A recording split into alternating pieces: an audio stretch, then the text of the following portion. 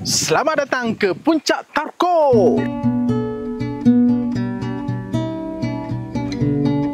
Assalamualaikum. Sekarang ni kita berada di lagi salah satu tempat yang wajib hampa mai bila berada di Bukit Tinggi.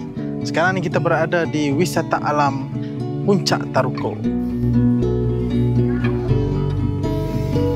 Harga nak masuk hanya RM5,000 seorang. Jom kita tengok apa yang ada.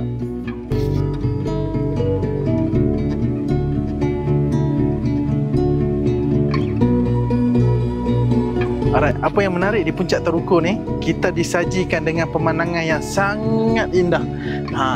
Kalau anda boleh tengok, kita akan nampak daripada sini view sungai Ngarai Sianok tadi, dan juga bukit-bukit dipenuhi dengan kehijauan.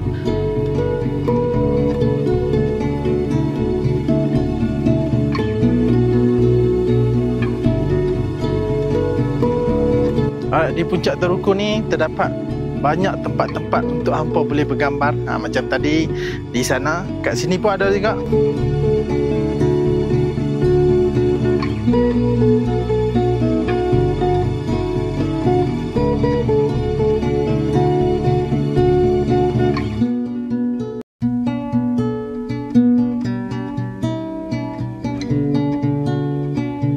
Dekat Puncak Tarko ni pun, kalau hampa bukan saja dibelanjakan dengan pemandangan, tapi kalau hampa nak sambil-sambil healing tengok pemandangan, hampa boleh order. Ada kedai makan belakang ni, ada minum-minum pun ada kopi, ada Maggi.